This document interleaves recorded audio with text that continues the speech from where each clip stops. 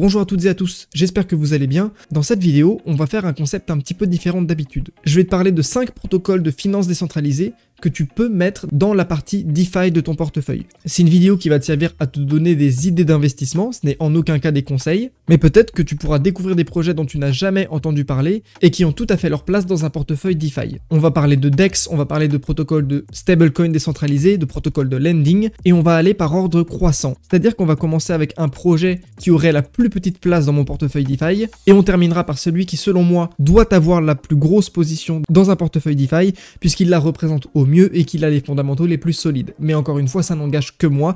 Faites vos propres recherches et on peut même en discuter en commentaire si vous avez un avis différent. Avant de commencer cette vidéo, je suis obligé de préciser que je détiens quelques-uns de ces tokens personnellement. Certains représentent une belle partie de mon portefeuille, mais il faut bien comprendre que je fais cette vidéo à titre d'information seulement et que je suis pas là pour promouvoir mes bagues, j'en ai rien à faire. Je parle simplement de protocoles que je connais et que j'apprécie, parfois pour leurs tokens, mais parfois aussi pour leur fonctionnement. Et c'est pour ça que je ne détiens pas forcément tous les tokens dont je vais parler dans cette vidéo. On commence tout de suite avec le protocole numéro 5, qui n'est d'autre que Liquity. Pour faire simple, Liquity c'est un protocole de stablecoin décentralisé. Tu peux venir déposer ton Ether et emprunter du LUSD.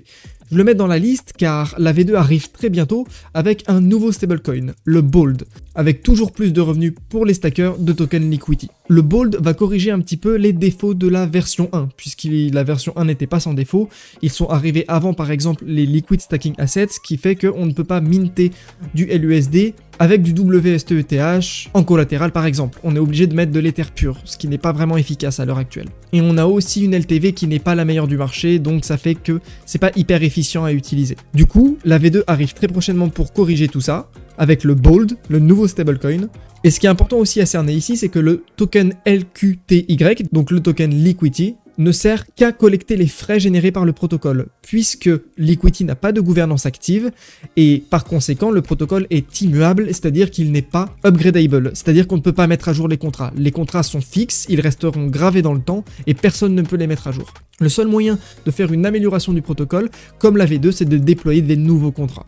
Puisque tous les revenus du protocole sont reversés aux stackers de Liquity Token, la hausse du prix du token dépendra aussi de la réussite de la V2 et des frais générés par le protocole. Mais si la demande est suffisante et qu'on a un attrait certain pour le BOLD, alors la demande pourrait tout à fait se retransmettre dans le prix du Liquity Token pour faire grimper son prix. Si on regarde très rapidement sur CoinGecko, j'ai l'impression que ça a d'ailleurs déjà un petit peu commencé, puisque si on affiche le graphe du dernier mois, alors certes tout est en train de monter, mais quand même Liquity plus que certains autres projets, puisqu'il y a un mois on était à peine à 1$, et là on vient de dépasser les 2,61, donc ce qui nous fait quand même un beau multiple. C'est pas le token qui constituerait en majorité mon portefeuille DeFi, en tout cas, il n'est certainement pas bête d'en avoir un petit peu. Le projet numéro 4, tu en as déjà certainement entendu parler même sur cette chaîne YouTube, il s'agit d'Aerodrome Finance. C'est le hub de liquidité de Base, là où il y a le plus de volume et là où il y a le plus de TVL, loin devant tous les autres. Les tokenomics sont intéressantes, bien qu'il y ait quand même une très forte inflation. En fait, c'est un projet qui va profiter de la croissance de Base. Et je pense que ce n'est pas fini, puisque la blockchain Base, qui est un layer 2 d'Ethereum, est une énorme porte d'entrée pour les nouveaux venus dans la crypto. C'est simple à utiliser avec le Coinbase Wallet, qui en plus est mis en avant par Coinbase.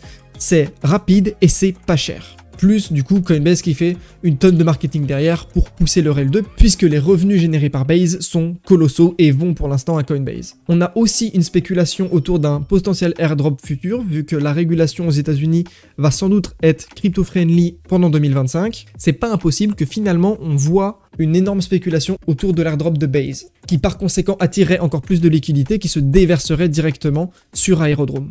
Faites quand même attention puisque le token est quand même pas mal inflationniste, ce qui peut impliquer une pression baissière à long terme, même si une grosse partie des tokens sont lock pour récupérer des récompenses, pour générer du rendement. Il faudrait peut-être que je fasse une vidéo dédiée, dis-moi dans les commentaires si t'en veux une, je la ferai avec plaisir, ça permettrait de se plonger un peu plus dans les détails du protocole. En numéro 3, on arrive encore une fois sur un protocole hyper connu dans la DeFi, Pendle. L'idée de Pendle, c'est de créer un marché pour chaque actif qui a du yield dans les cryptos. Sur tout actif qui possède un rendement, Pendle veut rentrer en jeu. C'est un protocole qui permet de séparer en fait un actif sous-jacent de son futur yield, de son futur rendement. C'est un protocole hyper complexe, on va pas se mentir, dont je ferai peut-être une vidéo dans le futur pour essayer de le vulgariser un petit peu, parce qu'il y a vraiment beaucoup de trucs à savoir pour cerner comment ça marche dans la globalité. Il y a pas longtemps, ils ont introduit un nouveau produit, Boros, qui va permettre de parier sur les variations notamment des funding rates, qui sont les taux auxquels les gens qui prennent des positions longues payent ceux qui prennent des positions short, puisque sinon on aurait beaucoup trop de positions longues par rapport aux short, et il y aurait tout simplement une manipulation de prix sur certains protocoles. Et justement, on a aussi des projets qui sont construits au-dessus de ces funding rates, comme Ethena par exemple, qui produit son yield grâce à ça, sauf que le jour où le marché se retourne, les fundings ne seront clairement plus aussi intéressants, puisque pour l'instant le marché monte, moins de gens short, mais si le marché se retourne, ce sera l'inverse. Et Boros pourra justement servir à ces projets comme Ethena de se couvrir dans la mesure où le marché se retourne et les funding rates passent en négatif, puisqu'ici il serait possible de parier sur ces variations de ces funding rates. Les tokenomics de Pendle sont hyper solides, avec une distribution de revenus du protocole et une légère inflation. En fait, on est un peu sur un modèle inspiré des DEX VE33 sans rentrer dans les détails. En plus, c'est un projet qui est extrêmement apprécié de la communauté. Vous pouvez voir qu'ils ont une culture même aussi qui est présente, ce qui est en général bon signe pour créer une vraie communauté autour du projet. Et l'avantage de Pendle, c'est qu'ils peuvent avoir des parts de marché partout là où il y a du rendement, puisque c'est leur spécialité. Donc si demain on vient de découvrir une innovation dans la DeFi qui fait qu'on peut avoir du rendement différemment de ce qu'on a maintenant, Pendle aura probablement la capacité de créer un marché dessus. La team qu'il y a derrière bosse vraiment bien. Pour le projet numéro 2, tu en auras peut-être pas forcément entendu parler, même si j'ai fait une vidéo sur ma chaîne qui date de la semaine dernière. Il s'agit de Fluid, et j'ai envie de dire que c'est l'un de mes projets préférés de ce cycle, et c'est l'un de mes plus gros paris aussi. De base, Instadapp, qui est le projet qui était là avant Fluid, permettait de gérer ses positions dans la finance décentralisée à un même endroit.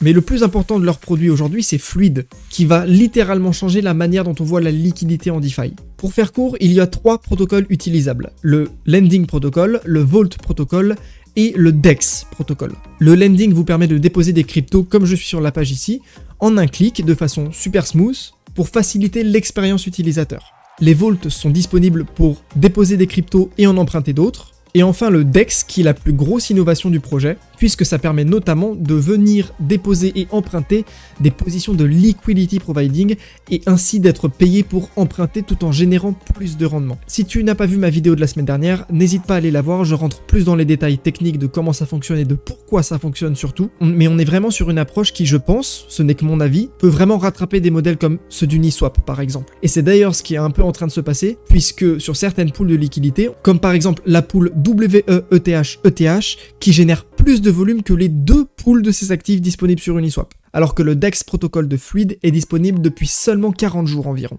Donc ça vous donne une petite idée d'à quel point ils sont avancés. La demande pour leurs produits est énorme, puisqu'en plus, à chaque fois qu'ils ouvrent les caps pour le dépôt des pools de liquidité en tant que collatéral ou emprunt, eh bien vous pouvez voir qu'ils sont principalement à chaque fois tous fill, surtout en termes d'emprunt, puisque c'est là que c'est le plus important. La tokenomics du token va bientôt se faire rework, puisque actuellement le token s'appelle INST, donc Instadapp, sauf que ça va changer pour devenir le Fluid token, il va y avoir une transition très bientôt. On va avoir du rachat de tokens sur le marché secondaire avec 100% des revenus du protocole à partir du moment où on atteint 10 millions de revenus annualisés. Et on a un futur qui est hyper prometteur avec notamment des derivatives, donc des produits dérivés, un stablecoin qui va arriver très certainement prochainement, un bridge cross-chain qui sera parmi, je pense, l'un des plus efficaces au vu du modèle de liquidité qu'utilise Fluid, des RWA, etc., etc. Enfin bon, pour moi, c'est l'un de mes gros coups de cœur de ce cycle, donc faites si jamais vos propres recherches là-dessus, mais vous avez mon avis sur le protocole. Et encore une fois, je vous mets dans la description le lien vers ma précédente vidéo qui vous explique un petit peu comment ça fonctionne Fluid, pour que vous ayez plus de détails si jamais vous aviez envie de creuser. Avant de passer au projet numéro 1, que je considère comme étant le projet DeFi à avoir dans un portefeuille, je vais passer rapidement sur quelques mentions honorables que j'ai pas mis dans le classement pour certaines raisons.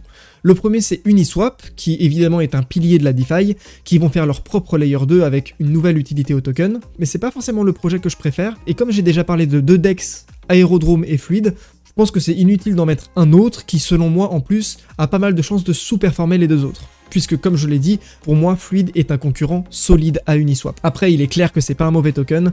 simplement j'en suis personnellement pas fan. Le deuxième, pour changer un petit peu, puisque pour l'instant tous les projets que j'ai présentés ont été sur l'écosystème EVM, c'est-à-dire sur Ethereum et Layer 2, et bien ici je vous parle d'un projet Solana qui n'est d'autre que Jupiter, le plus gros DEX et agrégateur de Solana. C'est pour moi l'un des meilleurs projets DeFi sur Solana, qui ont une grosse commu derrière, avec potentiellement pour Jupiter un deuxième airdrop de token Jup qui devrait arriver. En plus les tokenomics sont bonnes, et ça m'étonnerait pas de voir le token monter un petit peu si le mouvement euphorique continue. Et enfin le troisième projet que je considère en tant que mention honorable et dont je voudrais parler rapidement, c'est Hyperliquid qui a lancé il y a quelques jours. Je le mets en mention honorable parce qu'il prévoit dans le futur de devenir un hub DeFi, mais ils ne le sont clairement pas pour l'instant puisque la blockchain n'est même pas lancée. Donc pour l'instant on ne se base que sur des promesses, mais quand même, Hyperliquid, c'est un projet solide. La team a démontré qu'ils savaient délivrer, et en plus on a un jeton qui est super apprécié de la communauté puisqu'il fait que de monter depuis qu'il est sorti. Et avec toutes les choses qu'il prévoit dans le futur, je vous laisse faire vos propres recherches, mais voilà. J'avais envie de le mentionner dans cette vidéo puisque c'est quand même rare les nouveaux projets qui lancent et qui mettent la communauté avant tout. Il semblerait que des conclusions ont été tirées par rapport aux précédents airdrops par exemple. Et enfin le projet numéro 1, les habitués de la chaîne doivent s'y attendre, je parle bien sûr d'AAV.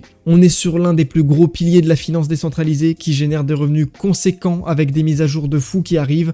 Je pense notamment à Umbrella qui va arriver d'ici la fin de l'année, voire janvier grand maximum, ou encore le rachat token qui va commencer juste après. J'ai fait pas mal de vidéos sur la chaîne sur le projet, qui sont toujours d'actualité, donc n'hésite pas à aller les voir, je les mets dans la description, notamment celle sur AAV 2030 qui t'explique qu'est-ce qui va se passer dans les prochaines années sur le projet AAV, qu'est-ce qu'il prévoit de faire, puisqu'il y a énormément de choses qu'il prévoit de faire, et pas des petites choses, si tu vois ce que je veux dire. Alors on pourrait se dire que c'est en contradiction avec Fluid que j'ai présenté un peu plus tôt, puisque les deux projets permettent de faire du lending borrowing.